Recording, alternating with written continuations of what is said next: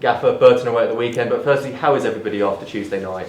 Yeah, they're fine. Everybody's fine. Obviously, David Davies isn't. But yeah, apart from that, a little bit of additional disappointment this morning. But you've got to get back on the training ground and you've got to work again. So we've got another game to look forward to. So I think that, we put that one to bed. Had a little bit of a debrief on it this morning, but we were very good the other night. Didn't get what we deserved, unfortunately. Do you know much more about Davis's injury as of yet? Yeah, he's had a scan on it. I mean, it definitely doesn't look good. He's got an appointment to see a specialist next week down in London. My gut feeling is there'll be a period of time where he's going to be missing. I probably think he'll be out for the rest of the season now. Wow, okay.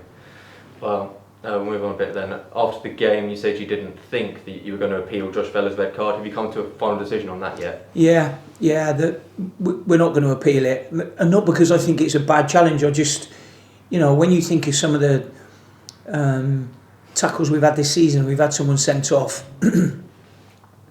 We're not going to get it just because of the speed that Josh went into it. But I don't think he should be penalised for the speed of going into the tackle. It's not excessive force, but because he's gone in there quickly, after a couple of these, how they think, and I just think it would be a waste of time.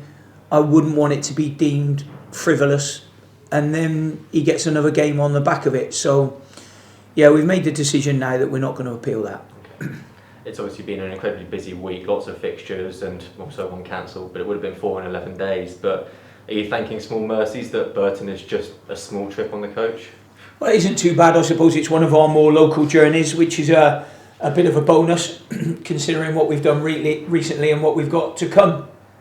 So, I suppose with regards to travelling, we haven't got too much to worry about there, but tough game. What have you seen of them so far? Enough. Yeah, I think that they've come on as the season's has developed.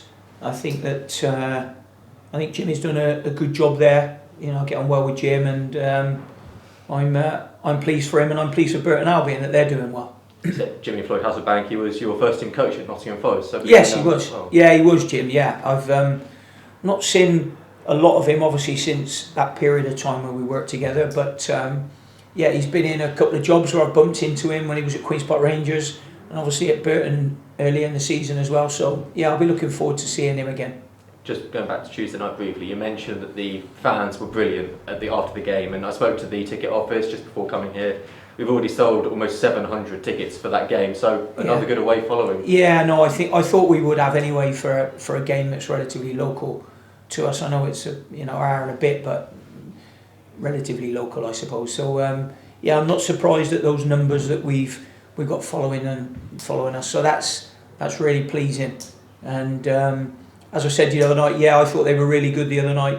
I thought they were really good during the game, and it's nice to have that crowd behind you when they see that you're not only up against it but getting the wrong side of the referee, perhaps. You said you'd seen enough of Burton in preparation for this game. How's the preparation been going? I know it's only been a day or so. Yeah, no, good. We've done a bit this morning. Obviously, we have to keep that light this morning. We will do a little bit tomorrow and finish off. But we've done enough today that the lads they've got a comprehension of where we'll be going in and out of possession. I want to ask a little bit about your time at Burton. You had 2 very successful seasons there, Bob.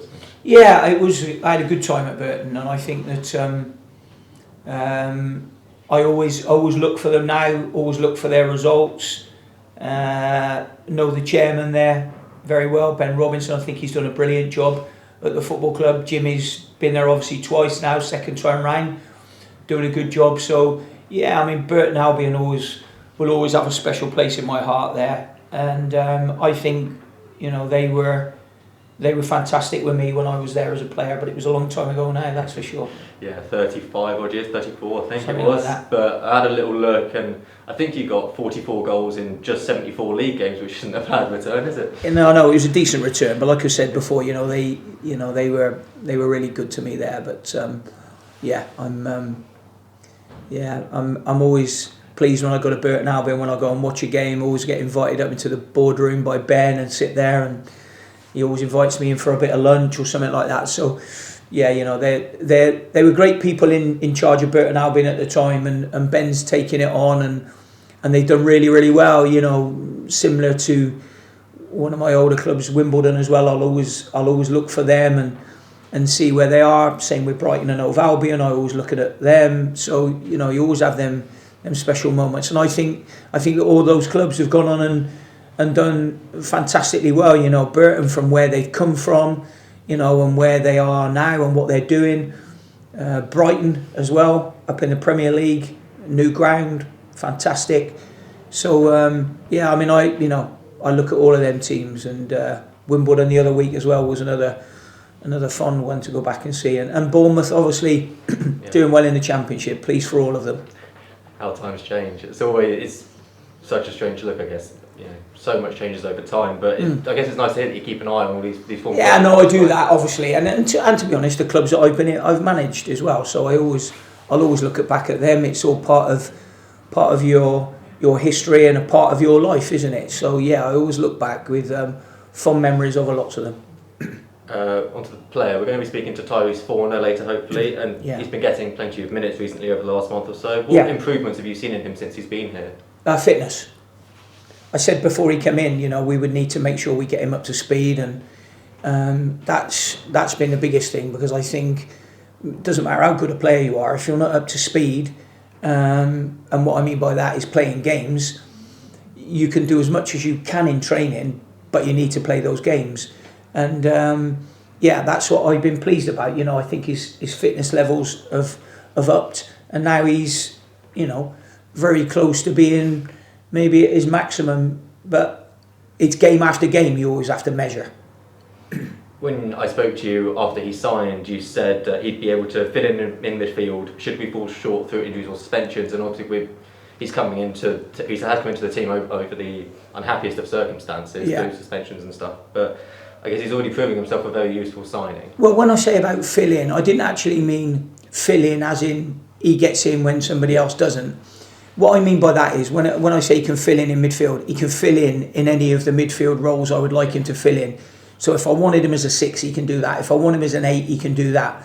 So that's probably what I meant by filling in midfield in different roles. He added a good dimension to us there, and we've got that in a couple of our lads, but he added that for us. So when I say fill in, I didn't mean it in a he only gets in the team when somebody else is injured or suspended or something like that.